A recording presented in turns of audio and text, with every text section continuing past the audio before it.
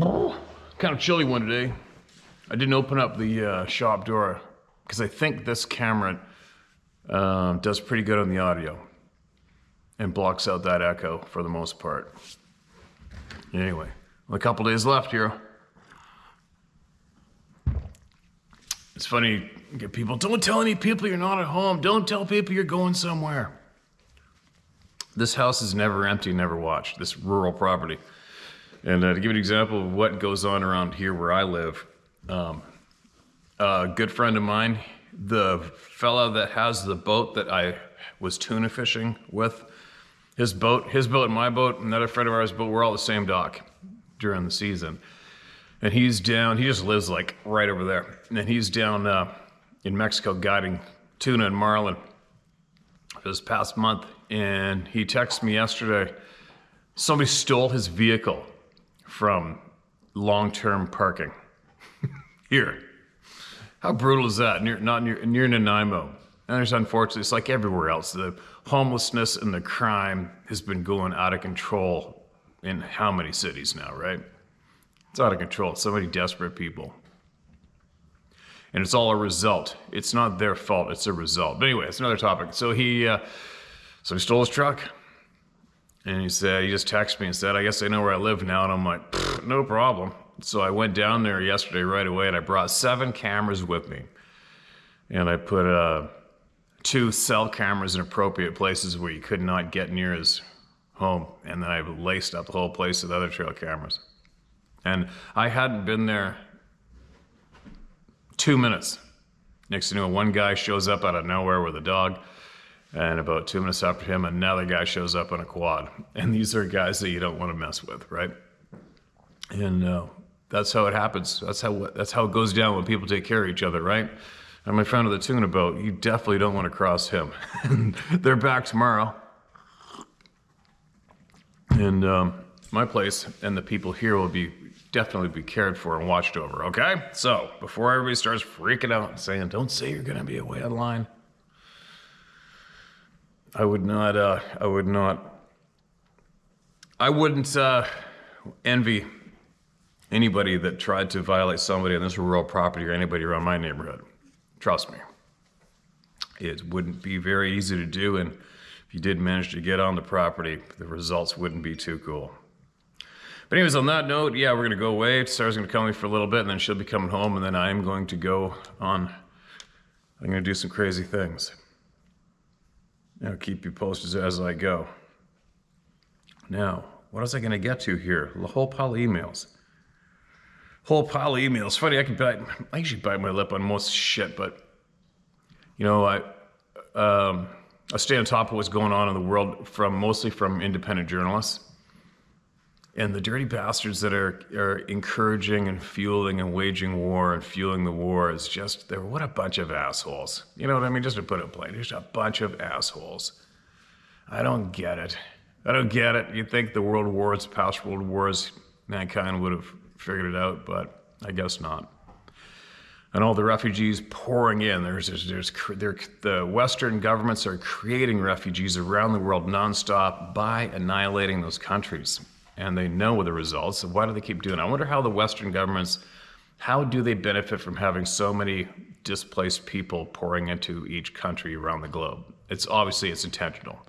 But I wonder what it is exactly how they benefit from having those displaced people come to their countries in the tens of thousands. I wonder.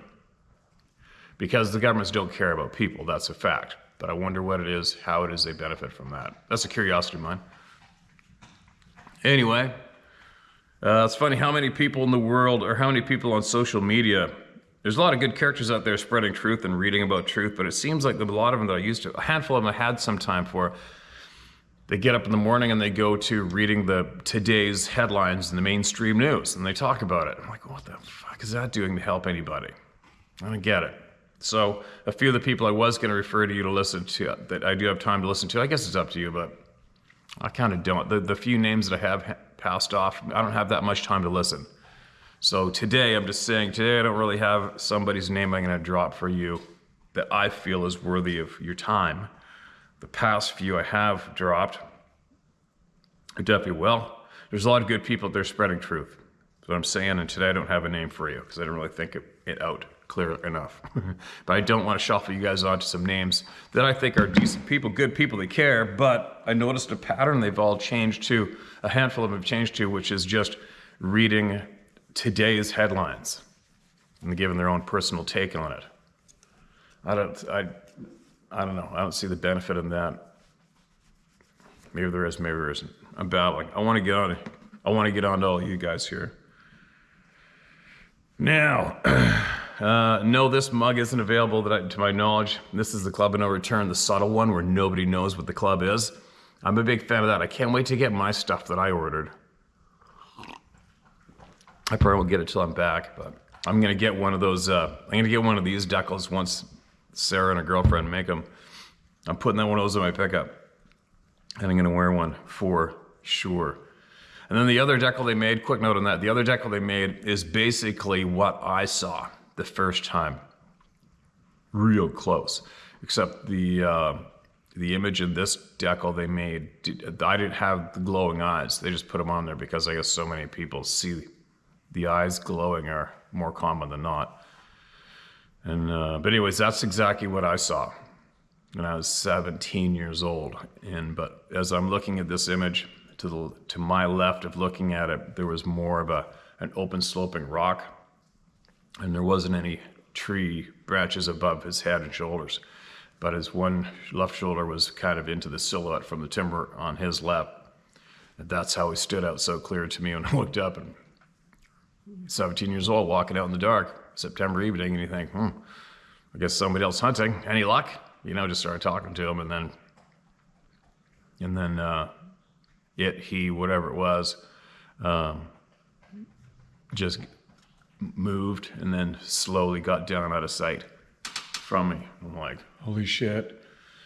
This is only here to the shop door from me on an angle like that. He's right there in front of me, and the gravel trail I was on went downhill to below that rock that he was on. You couldn't felt more vulnerable in your life, right? And then looking to each side of the road was pitch black. And then it was so quiet, it was absolutely stupid. Now, you know, we're looking back, I never really thought, I didn't know about the quiet thing back then, probably did for years either, didn't even think anything of it, but I can hear my feet on that gravel right now as I was absolutely going as slow and quiet as I could, almost closing my eyes, and had my arrow on my bow pointed to that side of the bush, that side of the road where this thing was.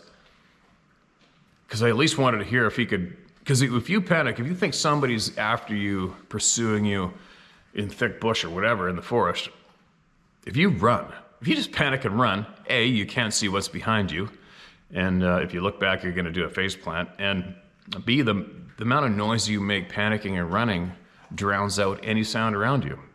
So whoever is pursuing you, you wouldn't be able to tell if they were gaining on you. You wouldn't be able to tell if they're going past you to set up ahead of you on the trail. And that's what I was doing. I went into ultra slow motion, and it took me probably, 40 more minutes, I think, to make it out to my pickup. My very first truck I ever bought, 71 Chev, half ton. And I'll tell you what, that was the longest walk in my life. It was brutal. And I didn't hear a freaking thing. It was so creepy and shit. But anyway, sorry I just relived that unintentionally. But that, in this decal that they created, that's what I saw. But closer, bigger. Creepier and shit. Now, okay, what do we got? Yeah, and she's passed on. She has a bunch of the tan and black hats left, I think, and I think she ordered the green ones one more time and the camouflage one more time, and that's it, I think, for that. Note passed. Now, let's hear some people, shall we? Listen to this. Something Strange is the title of this email. Hi, Steve, a short story of what I experienced on the 8th of December this year. Okay, when's that? 22. This is this year, December 22. I'm from the UK, and there seems not many stories from here. I think it's just not many people talking because we have had a handful. They do trickle to us, steadily, just not as often, that's for sure, but they are trickling in fairly steadily. This is from the southwest part of the UK. We live in a small town in a suburb of houses which all have dead ends. Out the back, we have a drainage ditch with lots of trees. Other side of that are trailer homes, which are empty this time of year. Trailer homes, empty this time of year. So that'll probably be a camping area that we'd call it. There's a park nearby with lots of water. People fish there. We have Canada geese too.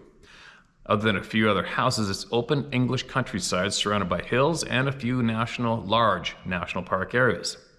So the experience happened around midday. I was with my father. We were cutting down some tree branches and generally tidying up the garden. I heard maintenance crew out amongst the trailers, further away, then heard an engine of a vehicle come nearer, then cut off. Heard nothing else. It went very quiet. We got foxes and badgers and the occasional deer around the area. Between our garden fence and the drainage ditch between the trees, there's a narrow walkway. Now I suddenly heard footsteps. Loud and heavy. Twigs were being snapped with every step.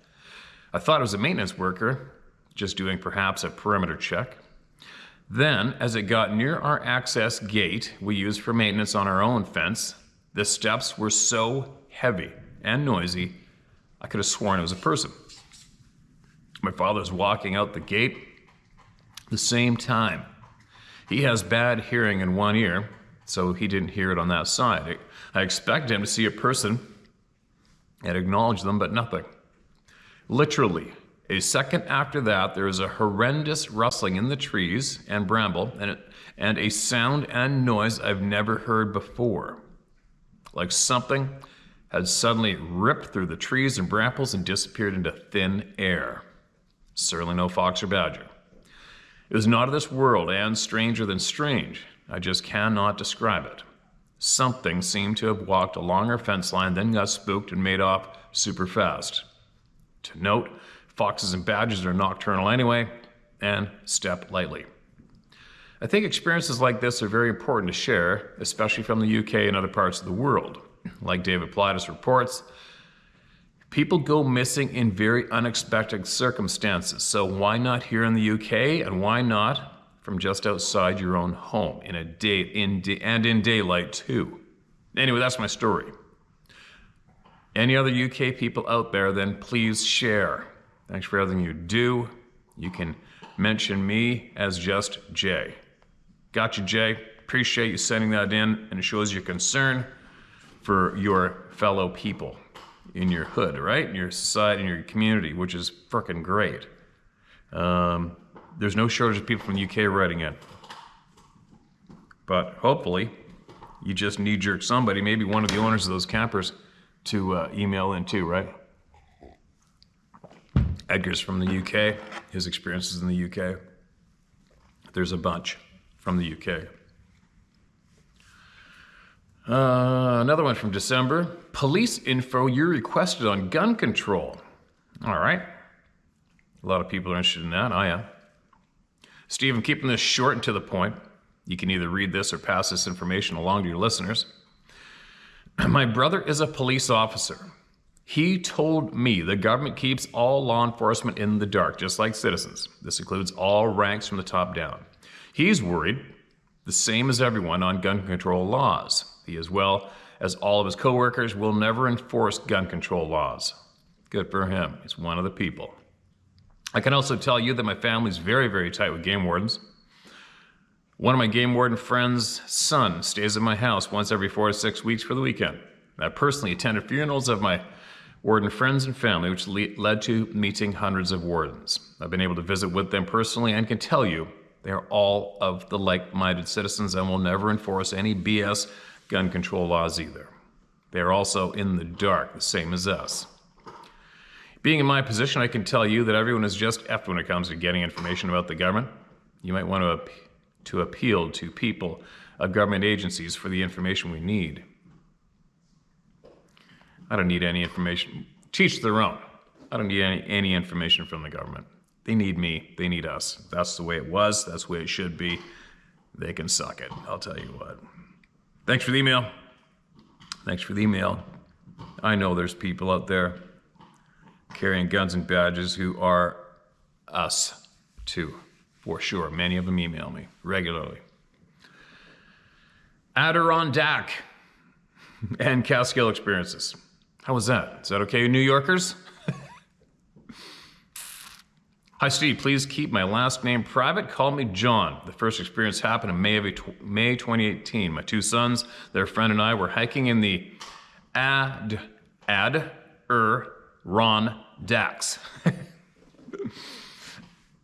in a section of the Lake George Wild Forest, which lies between Lake George to the west and Lake Champlain to the east. Been to Lake George. We arrived at the trailhead around 7:30 a.m. and were the first group to sign in. The morning was cool and overcast as we had rain the night before, which made for a comfortable hiking. And nothing unusual occurred on our 1.5 hour ascent to the summit. Birds chirping, an occasional bark of a red squirrel, and red newts scurrying across the trail. We reached the top and it was completely socked in with fog and no view to be had. The only sound was the whooshing of a windmill, which had been mounted to an old fire tower, probably to power the cell equipment, which also encrusted the structure. We took off our packs and had a snack, and the kids spent a few minutes looking around and chucked a few rocks off the backside of the mountain into the foggy woods below. I told them to knock it off, as you never know if anyone could be down there. And with that, we grabbed our packs and started back down. The whole vibe changed. Within about 100 yards down the trail, the woods were now silent, and I could feel a pressure that seemed as if it were forcing us down the mountain. I did not see anything. The hair on the back of my neck was like wire. I kept hiking, bringing up the fear with the boys in the front. But a few moments later, my oldest son, who was in the lead, made a comment on how quiet it was and how something felt wrong. I said, yeah, a little weird. Just keep going. I didn't want to make too much of it at the time and spook everyone.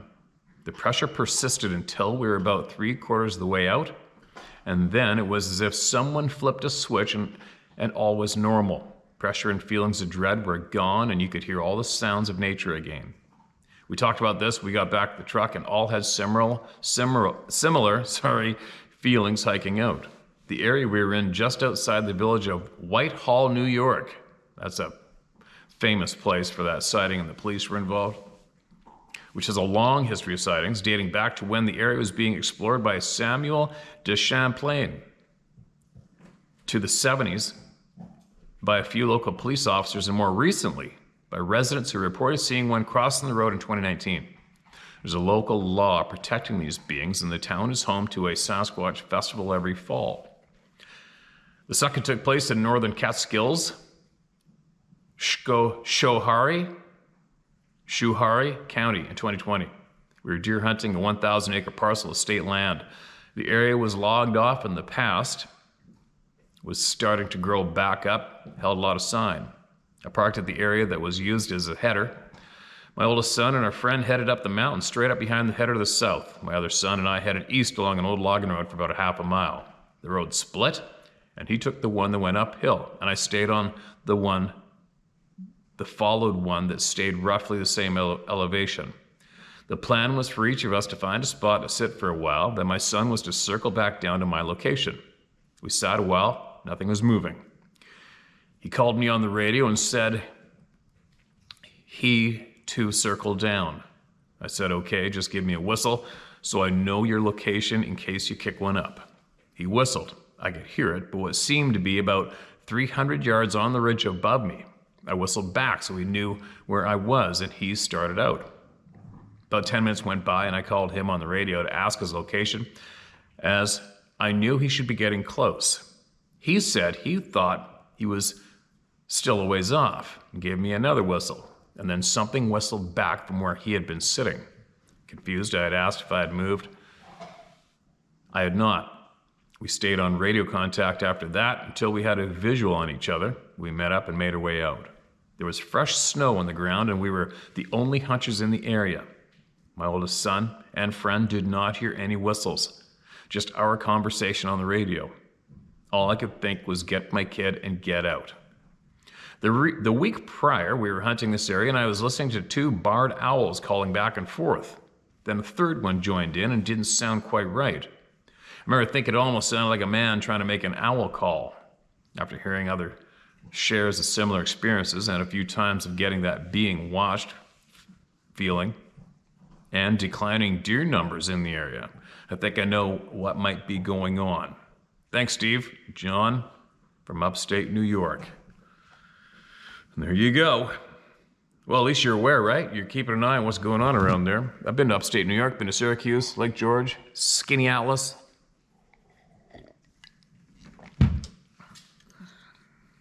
Good work on being aware, man. Following your senses, right? And another member of the Club of No Return. Didn't ask for it. All right. Let's hear some more. These are recents, I think. Yeah, they are. These are recent. What's this? I read this. All right, here we go. Got a bunch of pictures with this one. No title.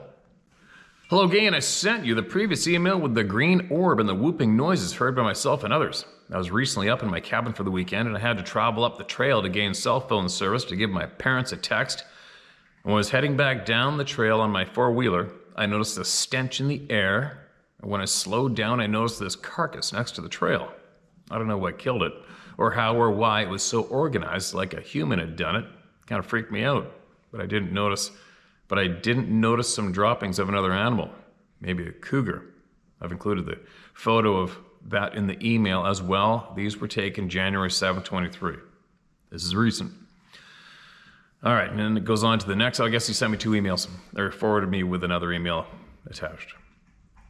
Hello, I've been watching your show for about a year now, and I've been very interested in all the different emails regarding Sasquatch.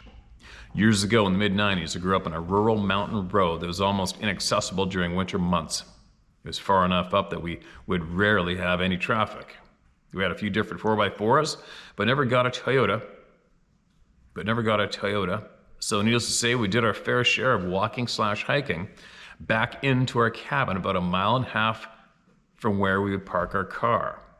Mom drove school bus for a nearby town, and we would have to be to work pretty early. It was about 12 at the time. I was about 12 at the time, so rather than having to walk the 3 miles to the bus stop, in which I usually had to walk home from, I chose to walk out the 1.5 miles with her to the car and ride her bus route with her before school. One morning we were walking out by flashlight like we often did that time of year. It must have been January or February. We came upon 2 sets of what looked to be huge bare footprints. One is about the size of my snow boot, and the other of the feet looked to be deformed, and the other was like Shaq or something bigger. The stride was further than I could jump. This was well before smartphones, so of course we didn't get any pictures. Both my mom and I were scared shitless. That was the only time I held the flashlight while she wielded a .38. We told a story to an avid Bigfoot hunter named blank, don't know him, who happened to have a son who had a cabin near ours. He had been known for horseback riding and tracking Bigfoot in the Wanaha Forest for years, and was, in other words, the man. He said he recognized the messed up foot. It had been a juvenile that got his foot caught in a bear trap a year or two prior. Now, how does somebody dictate that one? I'm not saying it didn't happen. So how does somebody know that? I'm pretty sure somebody doesn't get their foot caught in a bear trap and then leave a message on the tree for humans, right? But anyway, sorry about that. That's just what came to my head right away. A couple years ago, that joke of a TV show came to town. When I tried to tell them where to look, they shut me down and must have already had a spot where they would not find anything. They began to think, yeah, Bigfoot will find your asses. Anyways, about a year ago, I had just begun purchasing property in the same canyon I grew up in, except about 1.5 miles or 2 miles further in and up. Last Halloween was a full moon, and a buddy and I had a small fire in a burn barrel. We began to have a few cold ones and bullshit about life. After about 20 minutes, we heard what sounded like a large ape or something whooping. Whatever it was sounded like a big male compared to the other two we heard. I know it wasn't an elk, and it didn't sound like a cougar. We both had chills, and my dog, who was previously out running around exploring, was between my friend and I with her tail tucked, almost shaking. After about an hour of what seemed to be a scout reporting back to the others further up the ridge, the sounds seemed to go away. Several months later in the summer, I was staying the night in my cabin, and my daughter and her friend were wanting to camp out in a tree house about 100 yards away. They both got spooked after about 45 minutes and came back to the cabin. They said they saw a skinwalker or something. We had been talking about this wild stuff a lot earlier in the day, so I figured it was just their imagination, lack of sleep, and too much junk food. I was taking some random pictures of the place the next morning, and upon looking back at the pictures a day or two later, I noticed what seemed to be a green orb in one of the photos. I also thought maybe I saw a face of a Bigfoot in the brush to the left, but I've lost most of the photos except this one. So you might disregard the red arrow that I drew. The green orb is very clear to see, and it looks to be too perfect to be just a random sun glare or a light ray that is exactly where the treehouse is located. Just a few months ago, a friend and I were up unloading gravel in my driveway, and we stayed a bit late enjoying the quiet. Again, we heard some sort of whooping on the same side we heard before. Again, the hair on our arm stood up. Once again, my dog was at our sides, tail tucked. About 10 minutes later, maybe 30 yards away, almost in slow motion, we heard a couple of decent-sized trees being pushed over. It sounded like when you push a tree over with a machine, but there was no other sounds. It was so close that I was anticipating something coming out of the woods towards us. Then a few minutes later, we heard a large thump, like a giant jumping down a landing. Excuse me. We waited around for about 20 minutes, but didn't hear anything else. What's that puppy? I gave her a fresh bone. She's done with that, I guess. After my first friend and I had our experience, he recommended your channel, and I've been listening ever since. Okay, man. Droppings. All right, I'll share these pictures. There's definitely hair in the droppings that seem real small compared to the pine needles, so that could be, I'm guessing, a fox or something. I don't know what's around your place for predators. It definitely wasn't wild dogs, and it definitely wasn't wolves. When I look at a carcass like that, 100% wasn't wolves, wasn't wild dogs. Canines absolutely annihilate kills. They shred them, and wolves, they eat the entire carcass, especially the ribs. And these little dainty little ribs would have been gobbled right up. If it was a wolf. That looks like the stomach underneath the carcass, which is classically left. I don't know. I mean, it does look as though it were laid down and piled up in a neat, fine matter method for sure. Here I am. I'm like a wildlife kill forensic person. But anyway, it's not spread out. It's kind of odd. The only thing odd is it's not spread out. It looks like it's been put underneath bushes.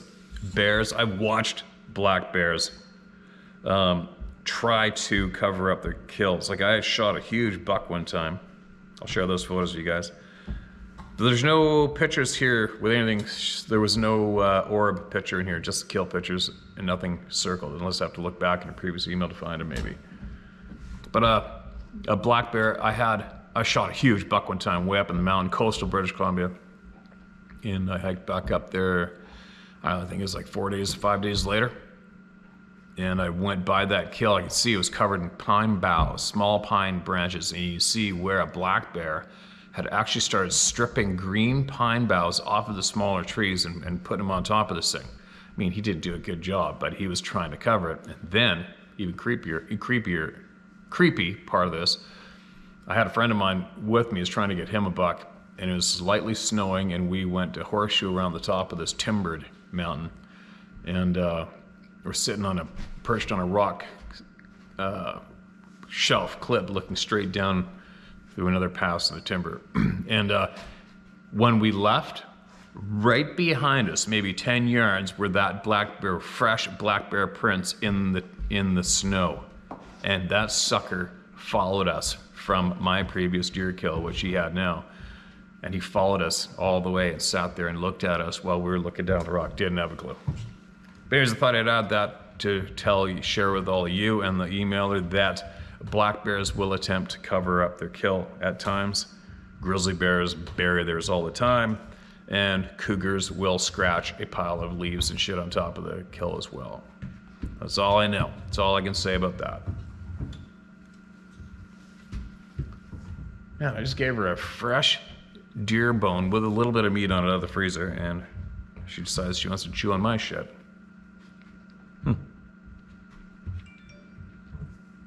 Thanks for sending that in, man. Appreciate your email. Another member of the Club of No Return, right? This next one is titled The Overwhelming Fear. Can you believe how many frickin' emails from around the planet come here?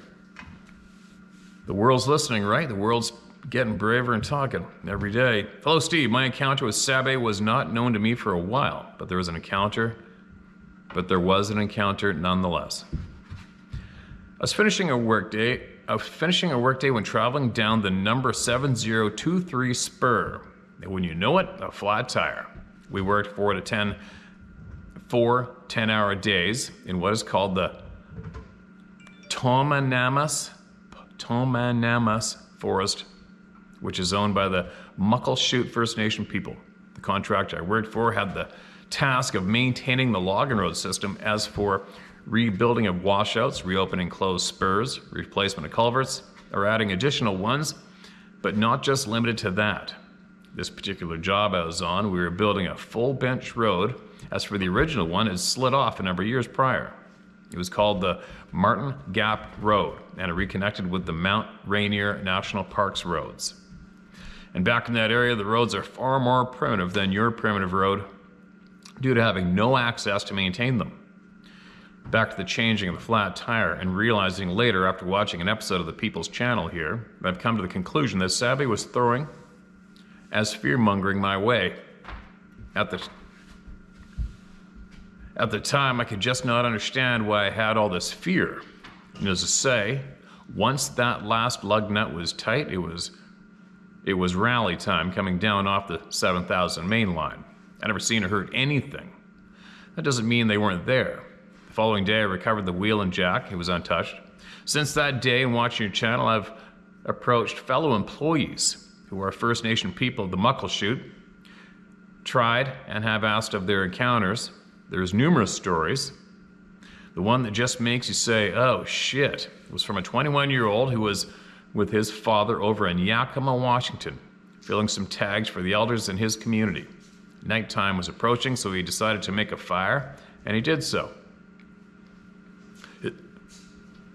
So I gotta keep an eye on what she starts chewing on. Sometimes this place isn't fully dog-proofed.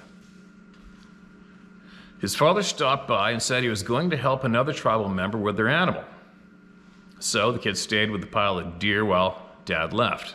Not long after his father left, he saw a light in the direction his father had left in and was thinking, all right, let's get out of here. But he noticed it was just one light, and it was blue in color. Oh shit, he said, and proceeded to remove his hoodie and put it on backwards and had his hood up to cover his face. He said he could hear it walking around him as he sat at the fire. He claims that he never heard any growling, and the pile of deer were all still there untouched. Steve, everything that is happening around us with these evil Fs just confirms to me that there is a God, our creator of everything good. And in the end, we will all proceed to a higher realm and leave this hellhole for all the rotten, dirty bastards to control, if there's anything left. One last thing. He separated the waters from above from the waters below. We live in a closed system, and NASA stands for never a straight answer. I'm like you. Say, a free man, and you can say my name to the highest peak which you possess. Joe Joaquin, from the land of hazelnuts, Tukwila, Washington, and I'll never be infringed. Right on, man.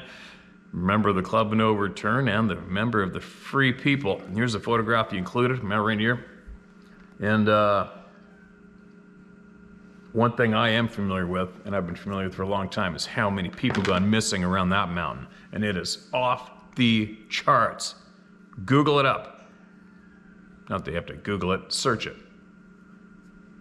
Search it up. Hold on a minute. She just discovered my spool of fishing line I have hanging on her nail on the side of my bench, and she's actually going like this and pulling it down. Are you kidding me? Just a second.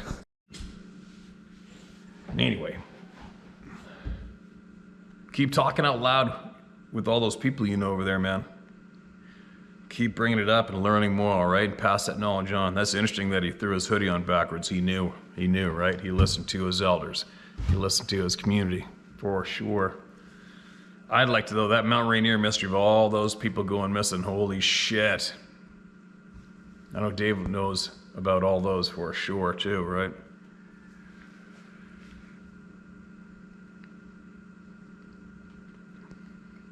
Here we go. Here comes another one from another member of the Club of No Return.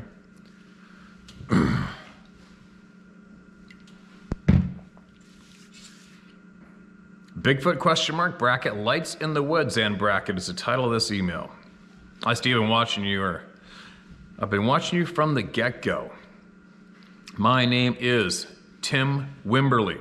And you can use my name. I'm 56, never married, no kids, grew up in Austin, Texas.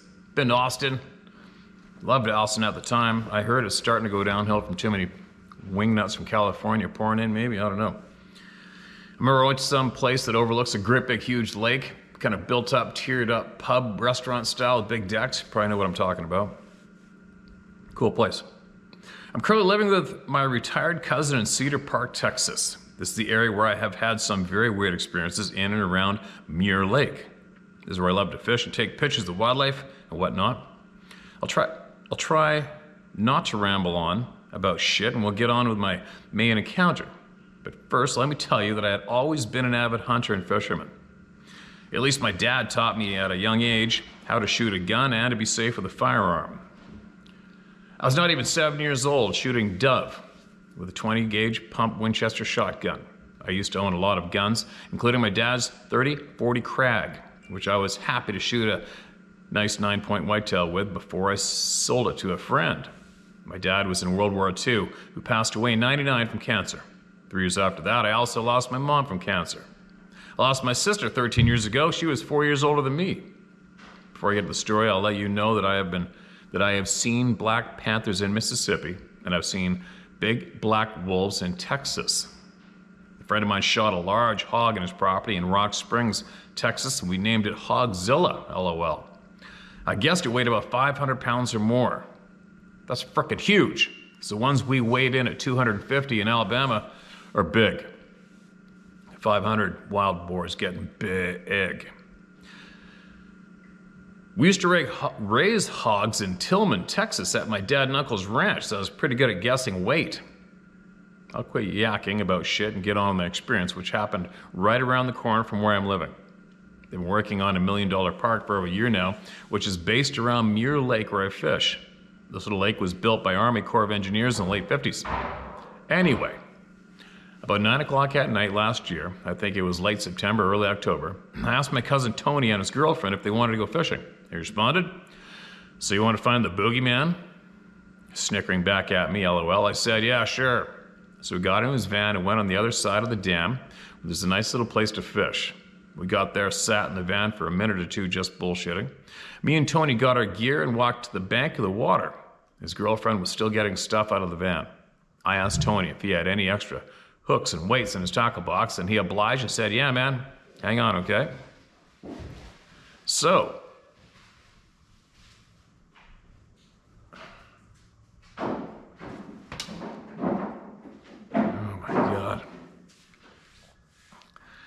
sorry. So when he flipped open his latch, his tackle box, it rolled over and down the edge of the water, down to the edge of the water.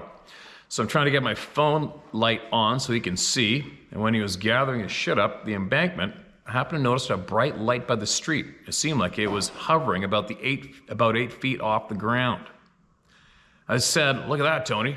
And he goes, "That's just a street light." I said, "No, it's not," because it started descending and zigzagging back and forth. By the time his girlfriend was walking back from the van and telling me to shut my phone light off, and she said that someone was asking her if she had a cigarette. I said that I'm not going to turn my light off.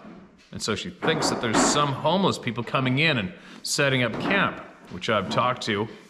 Many homeless people coming in to set up and fish. Anyway, I got up, walked around the back of the van, and yelled out, Can I help you? At this point, there were no signs of this light that I saw, and where we were, there are only 2 street lights that are visible. It was fairly warm that night, no wind or rain, and pretty much clear. But there was just enough light coming from the street lights so you could still make out things. All right, so the noise, she went underneath the deck, found an old running shoe of mine that isn't being used anymore, and now she's got it by the lace and she's shaking it back and forth, beating her head on either side, running around the shop. That's the noise, all right? And it's hard not to watch her and laugh. Sorry. So when I was walking back to the front of the van, Tony with a machete in one hand with his girlfriend, I noticed that the same light in the woods was on the other side of us about 50 feet away. I know these woods like the back of my hand, and if anybody was walking through here, I would have heard their feet crunching on the dry leaves. I said, look, there it is again. And this bright orb was probably 8 feet off the ground and the size of a volleyball. But in the middle of it, it looked like a watery shimmer, and the outside was like a halo, like in Stargate, excuse me, but of course much smaller.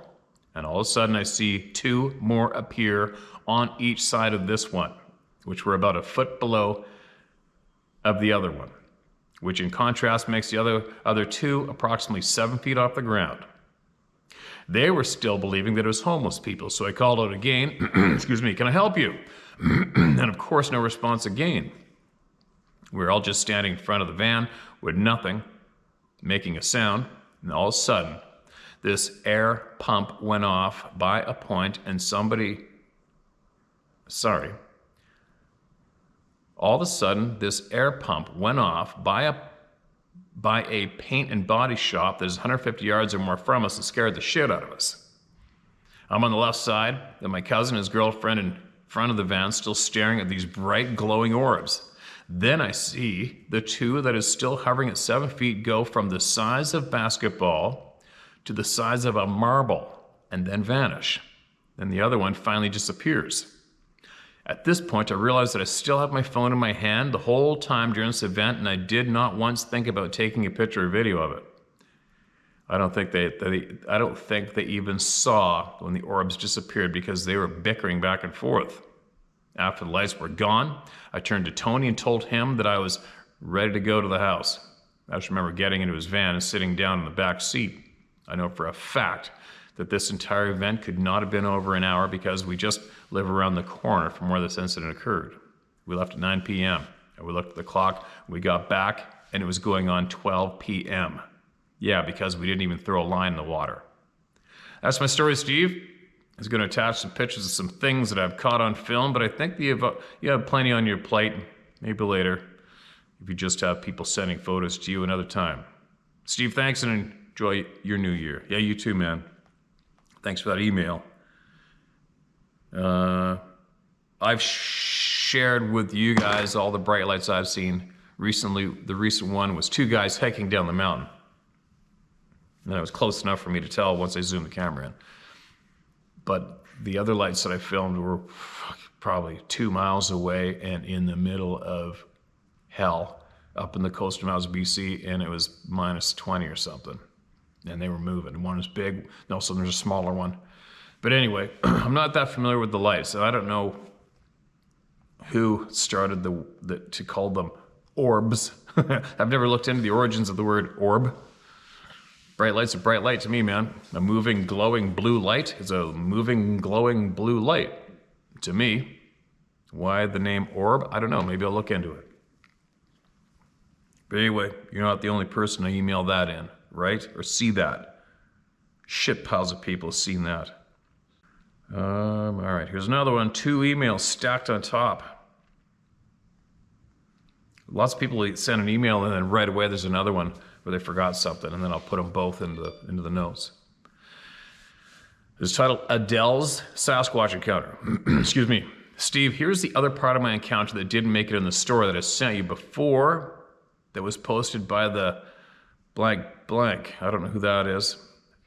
Titled Blonde Bigfoot Startles Woman, which I think is one of the groups that you're not fond of. Don't know who they are.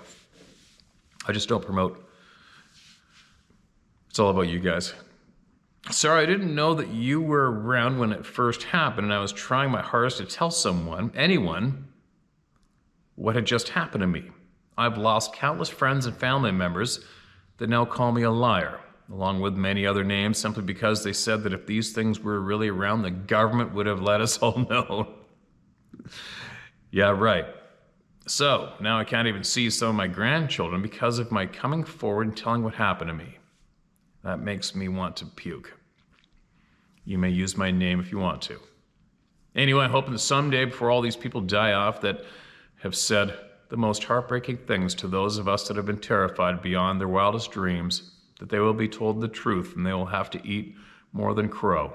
They still won't believe it unless they have their own encounter, I'm guessing. Thank you for being there for all of us, Adele Hayes.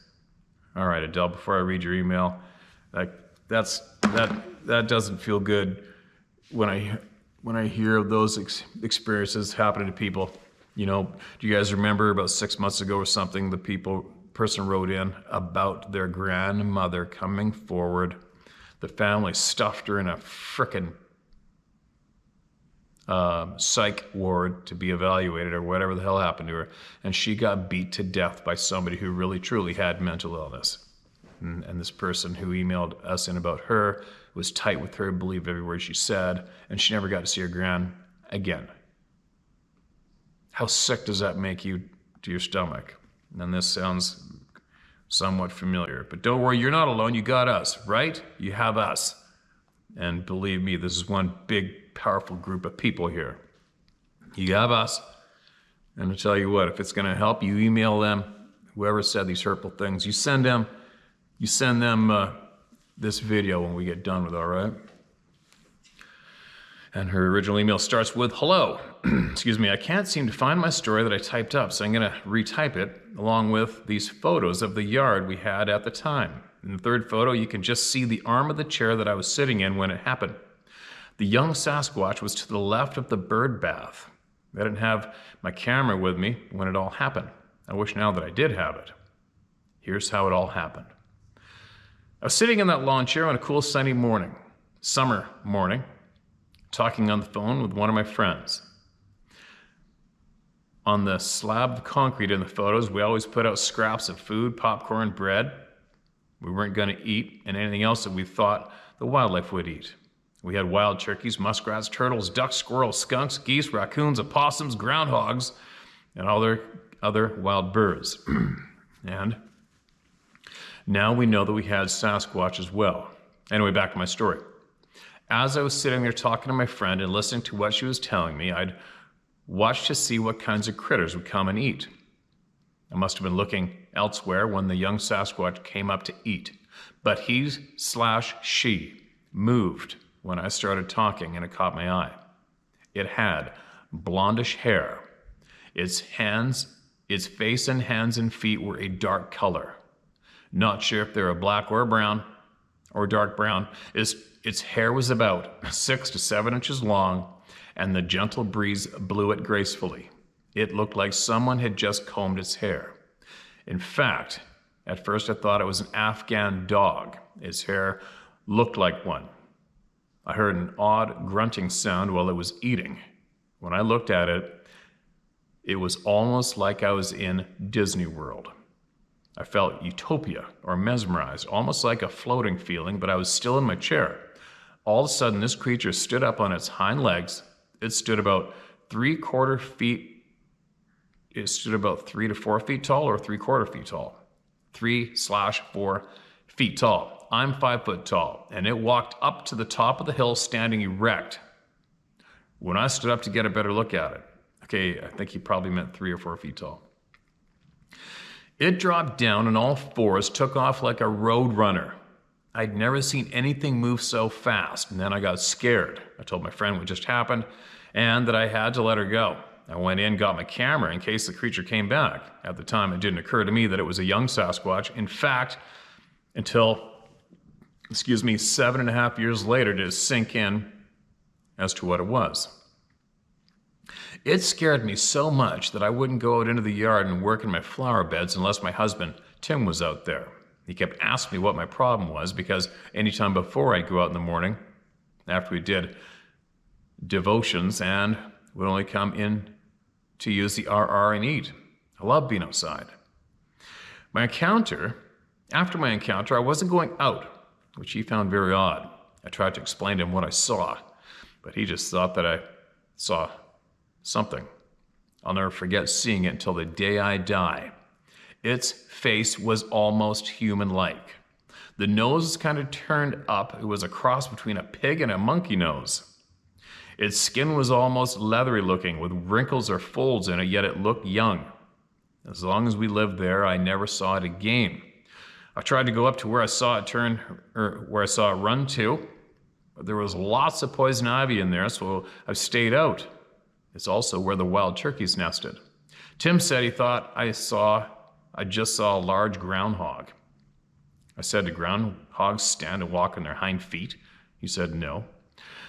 Then I asked when they do stand on their feet to look about, are they between 3 to 4 feet tall? He said, no. I told him, and I rest my case. We were both very sad when he had to move. We both were very sad when we had to move out of that spot. He had a creek that came right up to our yard. We had a creek that came right up to our yard, where the whiskey barrels are sitting in the 7th photo. We didn't know that the man that had lived in our home before had vented the dryer under the house instead of outside. There was a vent to the outside, but he never hooked it up. So we got black mold in our home and had to move out. We didn't have the dollars to move another one into that spot, so we moved out to Zeeland, Michigan from Kentwood, Michigan. We've had a few encounters here as well, but since this is so long, I'll leave that story another time. And there's no photos attached. Hopefully I remember to look back if I can find your email. Oh, grief in the frickin' chicken coop. Hold on a minute. All right, nothing too serious. I don't know, maybe forgot to add those photos. I don't know, I'll have to go back and see if I can find them. You might not have added them in the email. But anyway, if you're still listening, make sure you send this video to anybody that's hurt you, okay? And tell them to come here and try to hurt the rest of us. We got your back, all right? Because you can't hurt us, not this group. Maybe they can learn something. Maybe they can get their heads unwedged from their buttholes, right?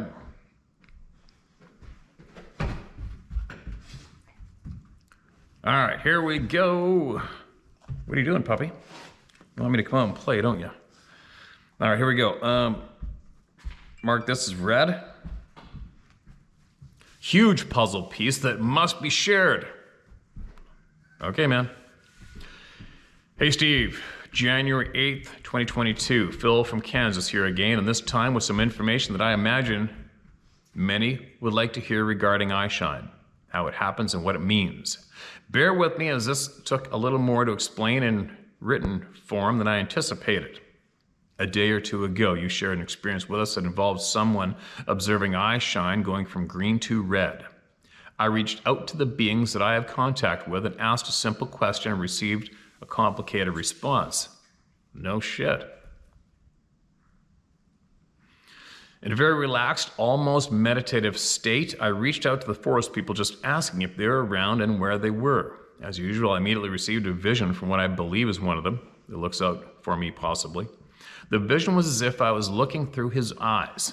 Don't ask me how I know it's a he, because I didn't ask about gender and didn't see anything that would specifically indicate such, but my gut tells me it is a male who was showing me what I was seeing. So, in this vision, bracket, moving picture bracket, was a very dimly lit forest scene. Everything had a dim golden hue to it, as if looking through amber-colored glasses. I could make out a clearing and a stand of mature pine trees. I could tell they were pines by the bark, but they were tall enough that I didn't see any branches or living needles. It was almost like looking into a mature forest with only the light of a nearby campfire, if that helps. The image contained, on the edge of the right side, what looked to be a shoulder and an upper arm covered in brownish/red hair.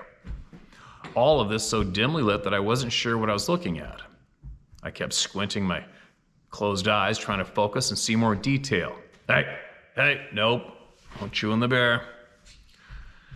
I kept squinting my closed eyes, trying to focus to see more detail. Then it began to pan to the right, exposing more of the being that the apparent shoulder was attached to. What I saw, bracket, this is all happening fairly slowly and in what appeared to be real time, end bracket, was the eventual head and torso of what I believe to be a juvenile Sasquatch with smiling lips that felt to me to also be male. The view then backed away what appeared to be a couple steps, giving me a wider shot. What I then saw was a second juvenile to the right of the first. He, too, was looking straight at me and smiling. Then the second being raised his right arm and rested his hand on the first one's left shoulder. Then they were both wide-eyed, excited looking, and smiling directly at me. Suddenly they both jumped up and started playing around like younger kids do. They were chasing each other around trees and poking each other when caught up to, as if playing a game of tag. They were both completely covered in hair from head to toe, with the head and facial hair being very short and tidy, not trimmed or styled, just young, and the body hair being a couple inches long all over. Based on the diameter of the trees around them, I guessed that they were 4 to 5 feet tall, and my viewing angle was like I was seeing them from about twice their height, downward angle. I asked in my head, "How do you see in the dark?" And the view began to pan back to the left toward the clearing in the forest. At this point, a dim golden light became a dim green light, much like our night vision goggles. The natural colors of the forest went away and were replaced with black and varying shades of green, but very clear, and everything was visible to what looked like about 50 feet out. So clear, in fact, that I could see that the forest floor was covered in dead pine needles. Really cool. Then I thought, and then something strange started to happen. Within the green glow began a quick strobing of red flashes. Everything was mostly green and black, but flashing a dim red outline. It almost looked as if everything was surrounded by flashes and red electricity. As he continued to pan to the left, past what I thought was a huge tree trunk, blocking the view, he backed up a step and I noticed that there was hair protruding from the sides of the tree trunk. Hint, this was not, in fact, a tree at all. I could still hear the two juveniles playing and what sounded like children's laughter on the occasional shriek from them. Still panning left, his gaze stopped on a female being. Yes, I could see hairy breasts, and bracket, who was smiling very contentedly. She had a comforting look in her eyes, and I could tell that she was the nurturer of the family group. I could feel a sense of everything is good coming from her, and I wish I'd been able to spend more time with her to possibly communicate directly. Then he spun quickly back around the right, no huge tree in the way at this time, and the two juveniles came quickly over to him. He looked down at them as they looked up, and suddenly all the green light turned red. What's interesting is that not only did everything go red, it became intensely clear and refined, down to the individual hairs and eyelashes on the two youngsters. It was absolutely incredible. The clarity was beyond what I can describe. The best I can do is describe it as how details emerge when looking at something through a microscope that you can't see with the naked eye. It's kind of like that. Literally, individual hairs were seen, all bathed in this red light. The boys continued to just stare up at him smiling, and at no time did I see eye shine from them or the female. It was as if they knew that he was sharing with me and they wanted to pose for me. The red then returned to green with red outline again, and he panned back to his left where we encountered the hairy tree trunk once again. I could sense that he was surprised, like the big guy had snuck up on him. He looked up at the big guy. Remember, he was looking down at the juveniles who seemed half his height, but looked up at the big guy who seemed twice his height. Yikes. This guy was huge, not bodybuilder-like, but built more like Shaq. If I had to guess, I would say it in the 15-foot or taller range and enormously built, like standing a freight train engine up on end. Not really that big, but impressive. The big guy looked down at the one who was letting me see through his eyes and shot him a look like, "What are you doing?" and a deep grunt. I got the sense of a kid caught with his hand in the cookie jar and everything went black for me. I was surprised about the abrupt ending and quickly tried to get back in. I excitedly asked for him to wait and come back. He then appeared. I assume it was him facing me, and I asked, "What's your name? What do your people call you?" And he replied, an audible "toe," pronounced like bow, of your boat, but starting with a T. I said, "Toe?" And he replied, "Toe," and disappeared. I didn't press for more, as I had just been given more than I expected. So, mind speak comes in several forms. Most people just assume that you hear voices in your head. It can be, but there are also visions and what I can only describe as the passing of knowledge. What I learned and want to share about this experience falls in the latter category. It wasn't told to me using words, but I walked away from it knowing more than I thought was possible. You see, the color of the eye shine is determined by the level of concentration and focus on the subject. Yellow/gold is just the way we normally view the world. When they want more detail in the dark, they can focus, which may change the shape of the eyes and therefore the reflecting light. The green, and green is the color. But when they want intense detail, for whatever reason, they refocus and concentrate their energy to reveal the smallest details, which happens to reflect a red light. I don't understand how this all works, or if there's a conscious effort to change the colors, but the color of the eye shine doesn't necessarily have anything to do with the attitude or intention of the being it's coming from. It's merely a way of gathering more information on what they're looking at, which is to say that if they are pissed at you, I'm sure that they'll be checking you out pretty intensely too, LOL. I'm not a scientist, so I can't explain it further than that. But this is how they shared it with me. I know that there will be people who can't wrap their heads around this, and others who will think that I'm simply making it up. But I swear to you and everyone else that this is as honest and true as can be, as far as I know. I think if it hadn't happened to me, I might have had a hard time wrapping my head around it too. At the end of the day, I'm not here to convince anyone of anything. I'm just sharing information that was given to me by them. And if you're reading this far, I thank you for sharing what I've written, and I hope that it shines a little light, pun intended, on the eye shine topic for you and everyone else. Best regards, Phil. Okay, Phil. Yeah, you know it and I know it. That's a frickin' mouthful, right? That's a handful. I don't know how many people are going to just be sitting here shaking their heads saying, "Oh, you got duped again, Steve." Who knows? Probably a bunch. But I don't know. Take from it what you will or leave it. I mean, there's possibly a shit pile of people shaking their head up and down. Yep, that's what I experienced too. But are scared shitless to share that experience publicly. Can't blame them. Or you're a wackopath and you just sat down and thought up the most insane story, wrote it up perfectly, and sent it into this YouTube channel. Right? But either way, you have been heard. Take from what you will or leave it. But there is a handful of people out there who experience very similar things. People who have given me all their details, who they are, where they live, their group, on and on and on. But anyway, if somebody out there has had those similar experiences, don't be scared to write in about it, all right? This is a safe place to do it. There's some crazy ass shit going on that for the most part we just can't have troubles wrapping our heads around. That's all there is to it. Anyway, I gotta get on my day. I have to build a new home for the incredible growing dog. And then start making preparations to go on tour. So I talked about slipping into a jungle, possibly with some First Nations people of the areas I'm going to go to.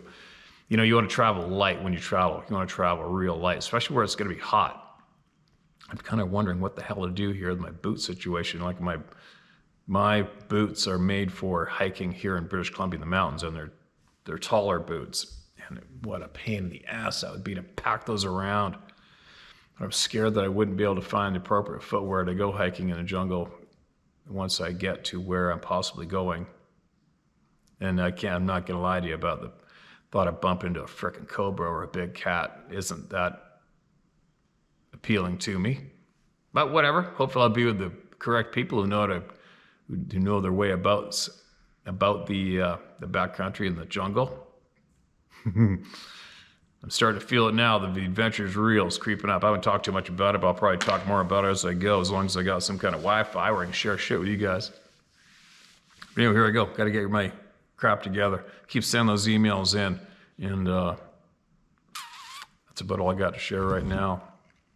It's going to be interesting by the time I get back. I don't know when I'm coming back. By the time I get back, it'll be interesting to see how many people are commenting on seeing this, that, what do you call it? I don't even know what you call it. Image floating around the planet. I know there's a whole pile of these.